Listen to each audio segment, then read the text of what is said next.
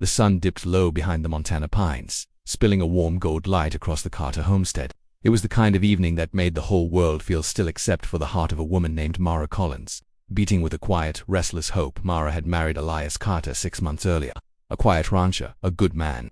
A man who spoke with his eyes more than he did with his voice. Everyone in the tiny settlement of Maple Ridge said Elias was the kind of husband any woman would be lucky to have. Steady, gentle, hard-working, and Mara believed it. She loved the way he'd tip his hat every morning before heading out to work the cattle, the way he'd sit by the fire at night listening more than speaking, the way he'd put a hand on her back whenever she grew anxious, grounding her without a word. But there was something Elias never talked about. His past. It hung around him like an old shadow. Ever spoken, never explained, yet always there, quietly whispering that the man she married carried wounds she had not touched, stories she had not heard, and truths she was not allowed to know. Tonight, she felt it heavier than ever, because she had found something she wasn't supposed to. It was earlier that afternoon, while she was folding laundry in their small bedroom. A loose floorboard creaked beneath her boot. Curiosity got the better of her. She knelt, lifted the plank, and saw a metal tin tucked beneath it. Her fingers trembled slightly as she opened it. Inside was a folded crimson bandana, worn and faded, and an old wanted poster. Her breath caught. The poster was creased, the paper yellowed with age, but she could still read the name printed on it. Elias Crane, not Carter.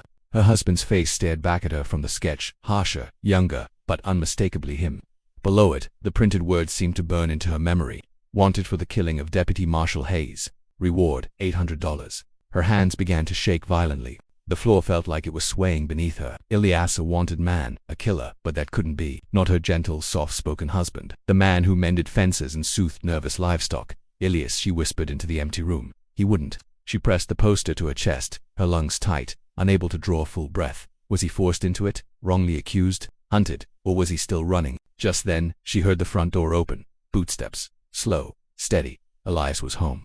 In a panic, Mara shoved the poster back into the tin, slid the board into place, and wiped her hands against her skirt as if trying to shake off the terrible discovery. Elias entered the kitchen a moment later, brushing dust from his hat. The day's work settled on his shoulders. "You're home early," she said, fighting to keep her voice from trembling. He nodded once, his gaze drifting toward the window. "Storm's cumin. Cattle'll be restless." He hung his hat on its usual peg and rolled up his sleeves. His forearms were strong and sunbrowned from long days under the Montana sky.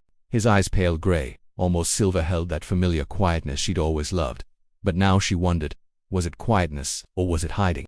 He walked past her to pump water at the sink, the simple domestic act feeling suddenly alien.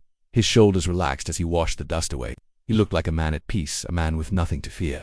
But Mara now knew fear for the both of them. That night, dinner was a silent ordeal. Elias was never much for conversation, and Mara usually didn't mind. She found comfort in his quiet presence. But tonight, every silence felt like a question she was too afraid to ask, a truth waiting to detonate between them. He watched her, once really watched her, his head tilted slightly. "You seem troubled," he said softly, his voice low and calm. She nearly dropped her fork. Her heart hammered against her ribs. "No," she whispered, the word coming out too quickly. "I'm just tired." He nodded, but his eyes lingered a second longer, as if reading something in her face she didn't want to reveal. He didn't press. He never did. Later, when the lanterns were blown out and Elias drifted into a deep, steady sleep beside her, Mara lay wide awake, her heart racing in the dark. Who was Elias Crane? And why had he become Elias Carter? The wind rattled the window softly, like a warning passing through the night, a secret whispering on the breeze. Just after midnight, a new sound cut through the rising wind. A horse. It approached the ranch slowly, deliberately, the hoofs crunching on the gravel path. Mara's blood turned to ice. A shadowed rider stopped just outside the fence line, a silhouette against the moonless sky. A deep voice called out in the darkness, a voice that carried authority and a chilling certainty. "Elias Crane. I know you're in there." Mara froze, every muscle in her body tensing beside her. Elias bolted upright in bed. His eyes were wide, not with fear, but with a deadly familiar awareness. He moved with a speed she'd never seen before. "Get away from the window, Mara," he whispered, his voice urgent and hard. "Elias, who is that?" she pleaded, her voice a strained whisper. He didn't answer. Instead, he reached under the bed and pulled out a gun she never knew he owned. Its cold, dark metal seemed to absorb all the light in the room. Outside, the stranger called again, his tone cold, certain, and unforgiving. "You can't run from your past forever." Mara's breath hitched in her throat. She saw her husband's hands shake, not with fear, but with something heavier, something that looked like sorrow, like regret. He closed his eyes for a single, pained moment. Then he turned to her, and the quiet man she thought she knew was gone. He whispered the words that shattered her world into a million pieces. "Mara, there are things I should have told you. A sharp metallic click echoed from outside. A gun being cocked. The night held its breath. And in that terrifying silence, Mara realized a devastating truth. Her quiet rancher, her gentle husband, wasn't who he claimed to be. Not even close. Thanks for tuning in to our story tonight. If you're captivated by Mara and Elias's tale, make sure to hit that subscribe button and turn on notifications. You won't want to miss what happens next. See you in the next chapter. The night outside the Carter Ranch felt tight, like the whole world had drawn in a breath and refused to let it go. The wind whispered through the dark pines, but another sound cut through it, a man's voice, sharp and cold. Elias Crane, come out and face what you left behind. Inside the small ranch house, Mara's pulse hammered in her ears. She looked at her husband, her quiet, gentle Elias, and in that moment, she saw a stranger. His jaw was set, his breathing steady, but his eyes held a weight she had never noticed before, a darkness that seemed to swallow the dim lamplight. He didn't reach for his boots, he didn't move toward the window. He just stood there, motionless in the moonlight, listening. Mara, he said, his voice quiet but firm, stay behind me, no matter what happens. She stepped closer, her own voice trembling. Elias, tell me what's going on. His hand found the worn grip of the gun resting on the mantelpiece, his fingers tightening around it. I will, but right now, I need to keep you safe. Safe from what? Safe from who? Outside, the rider shifted in his saddle, the creak of leather echoing through the tense silence. I know you can hear me. The man shouted again, his voice laced with impatience. You took something from me, Crane. And I've ridden a long way to collect what's owed. Elias closed his eyes for just a heartbeat, a flicker of pain crossing his face. He whispered, more to himself than to her. I hoped this day would never come. With a swift, silent grace Mara had never seen, he guided her toward the far side of the room, away from the windows. He reached out and blew out the last lantern, plunging the house into near total darkness, save for a single, thin moonbeam that spilled across the wooden floor like spilled milk. Mara clutched his arm, her fear a cold knot in her stomach. Elias, who is that man? He spoke in a low, gravel-soft voice, a tone meant to soothe, but that only deepened her unease.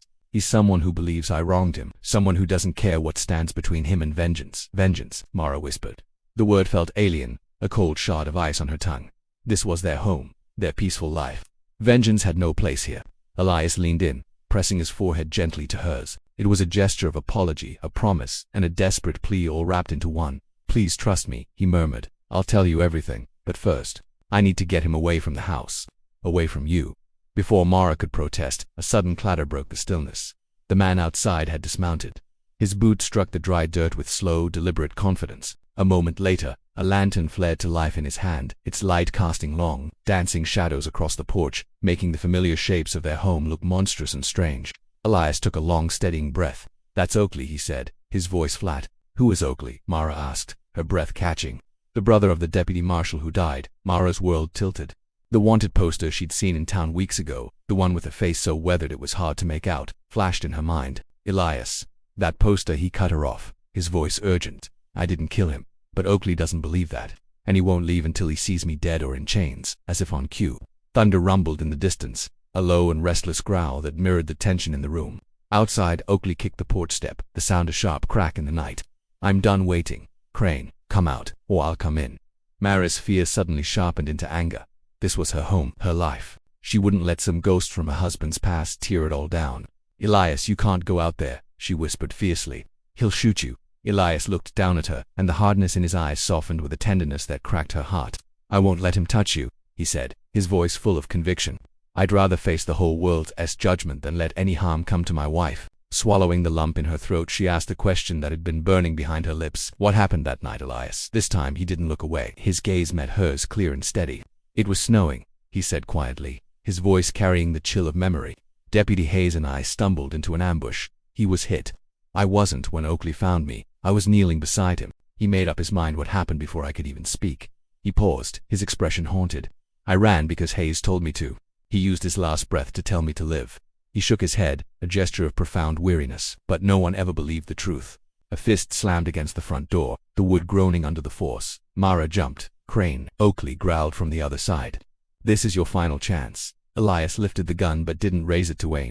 He looked at Mara, his eyes filled with a deep, aching sorrow. I'm sorry for everything you've learned tonight. I'm sorry I kept it from you. But I swear to you, Mara, I never shed innocent blood. Her eyes glistened with unshed tears. She believed him. She didn't know why. She couldn't explain the certainty that settled in her soul, but she did. If you go out there, you might not come back, she said softly, the words barely a whisper. Elias reached out and gently brushed a strand of hair from her cheek. Then remember this, he said, his voice steady and low. Everything I've done since that night building this ranch, taking this name, marrying you, it was all so I could build a life worth protecting. The door rattled violently as Oakley threw his weight against it again. The lock was about to give. Elias stepped away from Mara, his face once again a mask of grim determination. "Stay hidden," he whispered. Before she could reach for him, before she could say another word, he slipped into the shadows at the back of the house.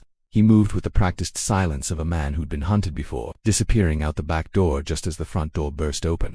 Oakley stormed inside, his gun drawn, the lantern in his other hand blazing, casting wild, frantic shadows across the room. "Crane," he roared, his voice echoing in the small house. "Show yourself." He kicked over a chair, his eyes scanning every dark corner, every potential hiding place. But Elias was already gone. He was outside, circling through the corral, his form melting into the storm-dark trees like a ghost slipping back into the deeper shadows of the night. Mara pressed herself behind Ilias's large wooden trunk, her heart shaking so violently she thought it might break through her ribs. She held her breath, listening to Oakley's furious shouts. "You can't hide forever. I'll track you to the ends of the earth." His voice faded as he stormed back out the broken door. The sound of a horse being kicked hard, of hooves pounding the earth, receded into the woods. And then, silence. The house trembled in the wind, feeling emptier and colder than it ever had before. Mara stayed frozen for what felt like an eternity. Finally, she rose on shaky legs and walked to the open doorway, clutching Elias's hat, which he'd left on the table. The sky flickered with distant, silent lightning. She whispered his name into the cold, empty night. "Elias, come back to me," but he was already gone. Gone back into the past he had tried so desperately to bury. And standing there, alone in the darkness, Mara finally understood. The man she had married wasn't just running from something. He was running toward the only thing he believed was worth dying for. Thank you for watching. If you enjoyed this story, please like this video and subscribe to the channel for more content like this. We'll see you in the next one. The night Mason finally told her the truth. The world outside seemed to hold its breath. The wind had died down to nothing. The coyotes had gone completely silent. Even the old lantern hanging on Claire's porch flickered as if it, too, was leaning in to listen. "Just tell me," she whispered, her voice barely disturbing the still air. "All of it." Mason took a slow, deep breath, the kind a man takes right before stepping onto the gallows. "I wasn't always a rancher, Claire," he began, his voice low and heavy. "And I wasn't always this quiet. I used to ride with a crew." His voice began to tremble, a sound Claire had never heard from him. "I rode with them, Claire. And in that moment, something inside of me just shattered. I grabbed a little girl, pulled her behind me, and I told the others to just ride on. They left, laughing at me for being soft, but that little girl, she looked up at me like I wasn't a monster. And in a strange way, that look saved me." Claire felt her own breath catch in her throat. "I took her to her relatives in the next town over. I never saw her again. After that I ran. I ran as far as I could. I changed my name, bought this ranch with the little bit of money I'd saved up. All I wanted was a quiet life, a chance to become a man I wasn't ashamed of." He finally turned and looked straight into her eyes, his voice dropping to a barely audible whisper. "When I asked you to marry me, I prayed every single night that my past would stay buried forever." Claire stepped closer, closing the distance between them. "Mason, you've spent your life here protecting people, helping your neighbors. That little girl grew up believing that someone good saved her that night." Her hand came up to gently brush his cheek. "You deserved a quiet life." Before Mason could even begin to answer, a distant sound cut sharply through the night hooves. Fast, steady, and determined. Claire stiffened, her body tensing. Mason, his jaw clenched, his face turning to stone. "They found me. At dawn, the riders came. A cloud of dust trailed behind them like a gathering storm. There were 5 men in total. Hard faces, cold eyes, the kind of men who live their lives on the edge of a trigger. Their leader, a man named Brig Talcott, dismounted first, a cruel smile spreading across his face.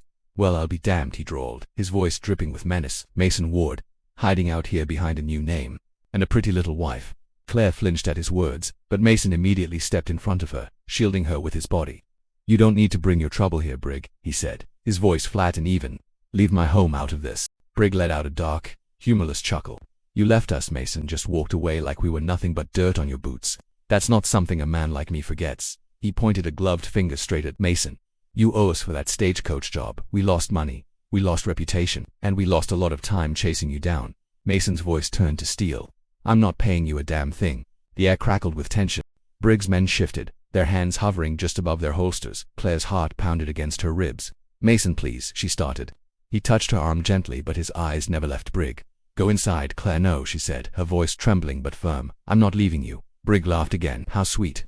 It's a shame she's about to be a widow." Then, Mason moved with a speed that Claire had never seen before. His hand flashed to his hip, gripping the gun he always wore, but he didn't aim it. Instead, he tossed it onto the dusty ground between them. "Take me," he said, his voice resolute. "But you leave her out of it," Claire gasped. "Mason, no." Brigg looked genuinely amused now. "You think we want to take you?" The world seemed to slow down. A single crow cried out in the distance. And in that stretched-out moment, Claire felt something inside of her snap. She took a step forward, placing herself directly in front of Mason. "You want to kill him?" Her voice wavered, but it didn't break. "Then you'll have to shoot me first." A flicker of shock crossed Brigg's face. This wasn't part of his plan. "This ain't your fight, lady. It is now," she said, lifting her chin defiantly. "Because a man who is trying to be better deserves to have a future, and you are not going to take that from him." For a brief second, even the hardened outlaws hesitated. A lone woman standing between a line of guns and a certain death. There was something sacred and powerful in that image. Brigg sneered, but the expression didn't quite reach his eyes. "Move aside." Suddenly a new sound rumbled through the still morning air. Another group of riders, cresting the ridge behind the ranch house. At the front was Sheriff Holden, with his deputies fanned out behind him, their rifles raised and ready. "Drop your weapons," the sheriff's voice thundered across the yard. Brigg cursed under his breath, and the world erupted. The shootout was like lightning striking dry earth. Claire ducked instinctively as Mason pulled her down behind a wooden water trough. Bullets ripped through the air, splintering the fence posts around them. Horses screamed in panic. Dust and smoke exploded, filling the air.